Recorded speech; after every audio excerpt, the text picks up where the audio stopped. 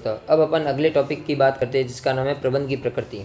प्रकृति से तात्पर्य क्या है? अगर अपन प्रबंध की प्रकृति की बात करें, प्रबंध इतना ही पुराना है जितनी की क्या पुरानी है, सभ्यता पुरानी है, ठीक है। लेकिन अगर अपन बात करें आधुनिक संगठन में तो नई नई चीज़ें आती रहती है, नए नए लोग आते रहते हैं, समाज को मतलब सभ्य समाज को अलग करना, अलग अलग चीज़ों के बारे में सोचना, ठीक है, असभ्य समाज को अलग करना, इसके बारे में वाणिज्यिक और सरकारी क्रियाएं अपने अनुभव से पनपते रहते हैं। अब अपन बात करते हैं किसके बारे में? प्रबंध की प्रकृति के बारे में। प्रबंध की प्रकृति की अगर बात करें तो प्रबंध कला है, प्रबंध विज्ञान है, या प्रबंध कला और विज्ञान दोनों है, या प्रबंध पेशा है, ठीक है ना, प्रोफेशन है। इसके बारे में अपन एक बात करते हैं। सबसे पहले बात करते हैं प्रबंध एक कला के रूप में। कला का मतलब क्या होता है? वर्तमान अगर परिप्रेक्ष्य की बात करें तो कला का मतलब होता है कि जो भी अपने ज्ञान का व्यक्तिगत स्वरूप है या दक्षतापूर्ण उपयोग है, उसको अपन क्या बोल सकते हैं? कला बोल सकते हैं, ठीक है ना। कला का अर्थ है ज्ञान और कौशल का रचनात्मक उपयोग कर इच्छित परिणामों को क्या करना? प्राप्त करना। अगर कला की विशेषताएं बात करें या प्रबंध में उसका कैसे प्रयोग होना चाहिए, उसकी बात करते हैं। सैद्धांतिक ज्ञान का होना।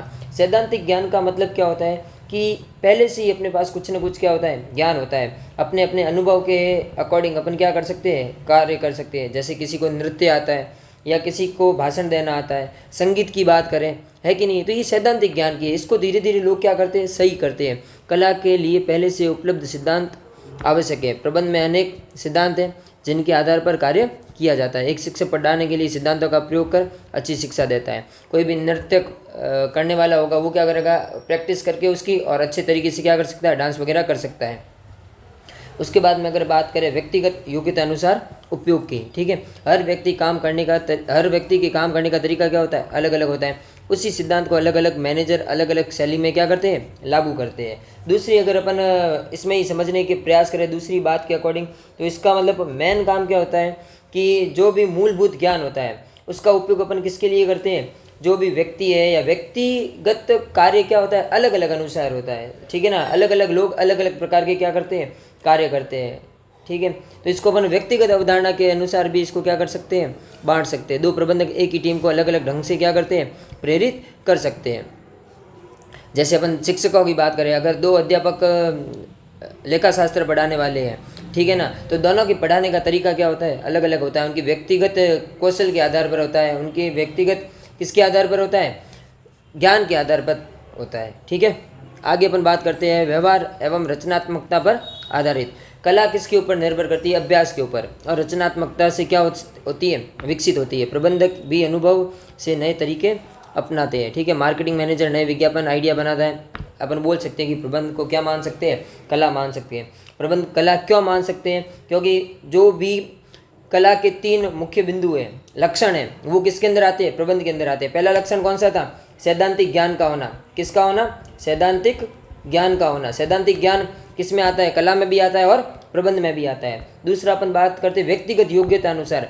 प्रबंध को भी अपन व्यक्तिगत योग्यता अनुसार उपयोग करते हैं और कला में भी व्यक्तिगत योग्यता काम आती है, पढ़ाने में, लिखने में, डांस करने में, संगीत गाने में। अगर अपन बात करें लास्ट पॉइंट की, व्यवहार एवं रचनात्मकता पर आधारित, तो जो कला होती है वो भी अभ्यास पर निर्भर करती है, रचनात्मकता से क्या होती है? विकसित होती है। और प्रबंध भी क्या होता है?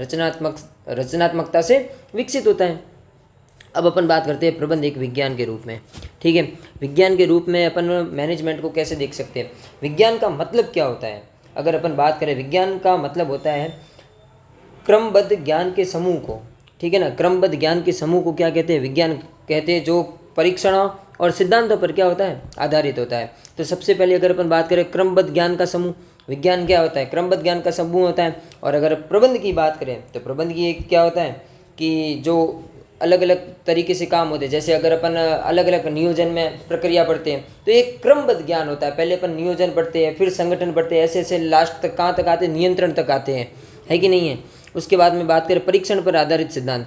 परीक्षण पर आधारित सिद्धांत का मतलब क्या हुआ? जो विज्ञान होता है उसमें बार बार अपन क्या करते हैं? प्रैक्टिकल करते हैं, है कि नहीं है। और प्रैक्टिकल से ही कुछ ना कुछ क्या निकलते हैं? रिजल्ट वगैरह निकलते हैं। तो ये अगर अपन मैनेजमेंट में अगर बात करें, अगर मैनेजमेंट में या प्रबंध में अगर अपन सिद्धांतों का उपयोग करेंगे उनका परीक्षण करेंगे तो उनमें रिजल्ट हर बार क्या आएगा, अलग अलग आएगा। समझ में आ रही कि नहीं आ रही है? अब किसी के पढ़ाने का तरीका अलग अलग होता है तो रिजल्ट भी क्या आता है, अलग अलग आता है। पर अगर अपन विज्ञान की बात करें, विज्ञान में जितने भी प्रैक्टिकल होंगे, जितने भी चीज़ें होगी, वो क्या होगी, सब फिक्स होगा, ठीक है ना। अगर अपन क्या करेंगे, हाइड्रोजन में ऑक्सीजन मिलाएंगे, H2 हो जाएगा, पानी बन जाएगा, है कि नहीं है। उसके बाद में बात करते हैं सार्वभौमिकता। सार्वभौमिकता या सार्वभौमिक वैधता, विज्ञान के तो सिद्धांत हर जगह लागू होते हैं, पर प्रबंध के सिद्धांत परिस्थितियों के अनुसार बदले जा सकते हैं। तो अपन बोल सकते हैं कि जो प्रबंध है वो पूर्ण रूप से क्या नहीं है, विज्ञान नहीं है, क्योंकि इसके सारे की सारी विशेषताएं प्रबंध में काम नहीं आती, ठीक है। तो इसलिए प्रबंध को विज्ञान तो माना जा सकता है, परंतु पूर्ण विज्ञान नहीं है, ठीक है। उसके बाद में लिखा हुआ है प्रबंध एक पेशे के रूप में। पैसा मतलब प्रोफेशन के रूप में। पैसा वह है जिसमें व्यक्ति विशेष ज्ञान लेकर समाज की सेवा करता है, बदले में शुल्क प्राप्त करता है। जैसे डॉक्टर है, इंजीनियर है, ये सारे के सारे क्या करते हैं, फीस लेते हैं कि नहीं लेते हैं, तो उससे अपन समझ सकते हैं। अगर दूसरी तरीके से बात करने की कोशिश करें तो पैसा होता क्या है कि नहीं है, इसका उत्तर जानने के लिए अपन को पेशे की क्या पढ़नी पड़ेगी, विशेषताएं पढ़नी पड़ेगी। सबसे पहला लिखा हुआ है भली भांति परिभाषित ज्ञान का समूह, ठीक है ना। ज्ञान का परिभाषित समूह होता है। जैसे डॉक्टर और वकीलों के पास विशिष्ट ज्ञान होता है, वैसे ही प्रबंध के लिए भी प्रबंधक का क्या होता है, प्रबंधक के पास ज्ञान होता है। अगर ज्ञान नहीं होता तो वो सही तरीके से क्या नहीं कर पाता, कोई भी कार्य नहीं कर पाता। और दूसरी बात करें अपन अवरोधित प्रवेश की। पेशों में अगर किसी के पास डॉक्टर की डिग्री है तो वो डॉक्टर के कार्य में, डॉक्टर के क्षेत्र में क्या कर सकता है, प्रैक्टिस कर सकता है कि नहीं है। MBA की डिग्री है किसी के पास तो वो मैनेजमेंट में तो जा सकता है, पर ये अनिवार्य नहीं है कि नहीं है। मतलब पेशा अगर बात करें कि डिग्री होनी चाहिए प्रबंध करने के लिए, तो ये ज़रूरी नहीं है। उसके बाद में अगर बात करें पेशागत परिषद, अपने अगर डॉक्टर की बात करें तो MBBS से अपन को क्या करनी पड़ेगी, डिग्री लेनी पड़ेगी। वकीलों की बात करें तो बार काउंसिल से क्या लेनी पड़ेगी, डिग्री लेनी पड़ेगी, है कि नहीं। CA की बात करें तो ICAI institute of chartered accountant of India से क्या लेनी पड़ेगी, डिग्री लेनी पड़ेगी। पर अगर मैनेजमेंट की बात करें, प्रबंध की बात करें, तो अपन को किसी भी प्रकार की डिग्री लेने की आवश्यकता नहीं है कि नहीं है। उसके बाद में बात करते हैं नैतिक आचार। डॉक्टर और वकीलों को नैतिक आचार संहिता का क्या करना पड़ता है, पालन करना पड़ता है, पर प्रबंध में ये बाध्यता नहीं है। उसके बाद में सेवा का उद्देश्य, हर पैसे और आदमी का उद्देश्य क्या होता है, सेवा करना। डॉक्टर का उद्देश्य क्या होता है, सेवा करना। वकील का उद्देश्य क्या होता है, सेवा करना। शिक्षक का उद्देश्य क्या होता है, सेवा करना। पर प्रबंध का उद्देश्य सेवा करना तो है ही, साथ में समाज से वो क्या प्राप्त करता है, लाभ भी प्राप्त करता है। समाज की सेवा भी करता है और समाज से लाभ के उद्देश्य से कार्य करता है। तो अपन बोल सकते हैं कि प्रबंध में पैसे की कुछ विशेषताएं तो है, परंतु पूर्ण पेशा नहीं माना जा सकता।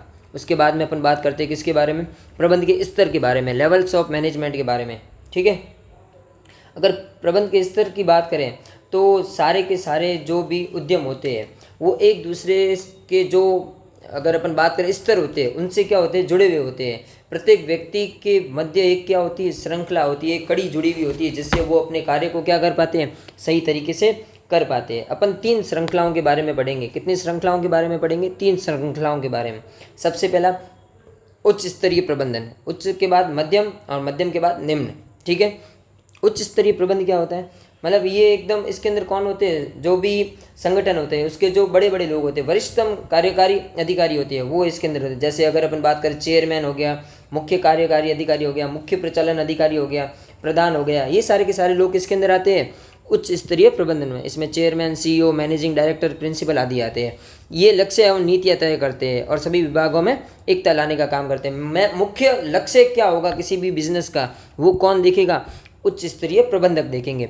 व्यवसाय के पर्यावरण, समाज और भविष्य का क्या करते हैं, साथ में मूल्यांकन भी करते हैं। और उसके बाद में संगठन की सफलता और सभी के लिए कौन जिम्मेदार होते हैं, ये उच्च स्तरीय प्रबंधक ही जिम्मेदार होते हैं। जैसे स्कूल का प्रिंसिपल पूरे स्कूल के लिए क्या बनाता है, नीतियाँ बनाता है। उसके बाद में अपन बात करते हैं किसके बारे में, मध्यम स्तरीय प्रबंध के बारे में। यह मध्यम स्तरीय क्या करता है, देखो एक तो होता है प्रथम स्तरीय, दूसरा और तीसरा। जो दूसरे वाला है वो पहले और तीसरे वाले की क्या होता है, कड़ी के रूप में कार्य करता है। उच्च प्रबंध और परिचालन प्रबंध जो निम्न वाला है उसके बीच में कड़ी का कार्य करता है। इसके मुख्य विभाग बात करें तो HOD वगैरह होते हैं, जैसे परचेज मैनेजर हो गया, सेल्स मैनेजर हो गया, रिसर्च और डेवलपमेंट मैनेजर हो गया, अकाउंट मैनेजर हो गया। ये सारे के सारे लोग किसके अंदर आते हैं, इसके अंदर आते हैं, ठीक है। उच्च प्रबंध की नीतियों को अपने विभाग में लागू करते हैं। जो भी उच्च स्तरीय प्रबंधक ने कार्य दिया है वो कार्य लागू करवाने का काम किसका होता है? मध्यम स्तरीय का। ठीक है, कर्मचारियों को कार्य सौंपते हैं और अन्य विभागों में क्या सहयोग सुनिश्चित करते हैं? सहयोग को सुनिश्चित करते हैं। जैसे अगर अपन बात करें कॉलेज का एचओडी अपने विभाग के शिक्षकों को क्या करता है? काम बांटता है। अगर विद्यालय की बात करें तो विद्यालय में भी अलग अलग होते हैं। हिंदी का एचओडी अलग होता है, मैथ्स का अलग होता है, ऐसे अलग अलग एचओडी बने हुए थे। अगर अपन अपने डिपार्टमेंट की बात करें कॉमर्स में तो अलग अलग लोग होते हैं। ठीक है ना, फिर लोग आपस में क्या बांटते? एक दूसरे को काम बांटते हैं। उसके बाद में अपन बात करते हैं परिचालन प्रबंध की। परिचालन में सुपरवाइजरी या ऑपरेशन मैनेजमेंट, इसमें फॉरमैन, सुपरवाइजर या क्लास इंचार्ज आते हैं। ठीक है, अगर बात करें ये सीधे कर्मचारी मजदूरों के कार्य की क्या करते हैं? निगरानी वगैरह करते हैं, गुणवत्ता बनाए रखते हैं और हानि को कम करने का प्रयास करते हैं। ये कर्मचारी और मध्य स्तर के प्रबंधकों के बीच क्या करते हैं? संपर्क का कार्य करते हैं। जैसे फैक्ट्री का सुपरवाइजर मजदूरों के काम की क्या करता है? देख रेख करता है। इससे कार्य क्या हो जाते हैं? आसानी से हो जाते हैं। हकीकत में अगर अपन बात करें तो कोई काम को कौन करेगा? मजदूरी करेगा, तो उसको काम कैसे करवाना ये सारा का सारा अपन किसके अंदर देखते हैं? परिचालन प्रबंधक के अंदर देखते हैं। अब प्रबंध के कार्य, ठीक है, फंक्शंस ऑफ मैनेजमेंट की अगर बात करें तो अपन को 5 फंक्शंस के बारे में बात करना है। ठीक है, सबसे पहले अपन बात करते हैं प्लानिंग के बारे में। प्लानिंग का मतलब होता है नियोजन। ठीक है, कौन काम करेगा, कैसे काम करेंगे, काम को कैसे बांटेंगे, ये किसके द्वारा करवाएंगे, ये पहले से तय करना। ठीक है, ताकि अपन अपने लक्ष्य तक क्या कर पाए? सही तरीके से पहुंच पाए या उसका मार्ग प्रशस्त करवा पाए। जैसे स्कूल परीक्षा की टाइम टेबल पहले से बनता है कि नहीं है? स्कूल क्या करता है? पहले से ही टाइम टेबल बना देता है ताकि सही तरीके से क्या हो? काम हो। अगर टाइम टेबल ही नहीं बनाएंगे तो काम कभी सही तरीके से होगा ही नहीं। इसको अपन क्या बोलेंगे? नियोजन। उसके बाद में आता है संगठन। नियोजन के बाद काम को बांटना, समूह बनाना और अधिकार देना। कौन किसको क्या करेगा, मतलब कौन किसको रिपोर्ट करेगा या कौन किससे अधिकार लेगा, इसके बारे में बात करना। संसाधनों का उचित क्या करना? उचित आवंटन करना। क्रिकेट टीम का कोच खिलाड़ियों को अलग अलग क्या देता है? भूमिकाएं देता है। उसके बाद में स्टाफिंग, नियुक्तिकरण। ठीक है, सही व्यक्ति को सही काम पर लगाना, इसमें भर्ती, चयन, प्रशिक्षण, पदोन्नति शामिल है। उसके बाद में अगर अपन बात करें निर्देशन की, डायरेक्टिंग की, कर्मचारियों को आदेश, मार्गदर्शन, प्रेरणा और संचार देने का कार्य किसके अंदर होता है? निर्देशन के अंदर होता है। इसके पर्टिकुलर चैप्टर बने हुए, अपन धीरे धीरे आगे इसको कवर करते चलेंगे। ठीक है, उन्हें कार्य के लिए क्या करना? उत्साहित करना। नियंत्रण, नियंत्रण का मतलब होता है जो भी अपन ने कार्य सोचा था, नियोजन में अपन ने सोचा था ना कि अपन को ये कार्य करना चाहिए, और नियंत्रण में अपन क्या देखते हैं कि वास्तविक कार्य क्या हुआ है, उन दोनों के बीच में कोई विचलन तो नहीं है, डेविएशन तो नहीं है, अंतर तो नहीं है। अगर कोई उसके अंदर अंतर है तो वो अंतर क्यों है? अंतर सकारात्मक है या नकारात्मक है? उस अंतर को ढूंढना और ढूंढने के बाद उसमें क्या करना? कार्य करना। ठीक है, तो ये किसके अंदर आता है? नियंत्रण के अंदर आता है। आज के लिए इतना ही। अब अगले अपन वीडियो में पढ़ेंगे समन्वय के बारे में, जो एक बहुत ही महत्वपूर्ण क्या रहेगा? अपना टॉपिक रहेगा। ठीक है, धन्यवाद।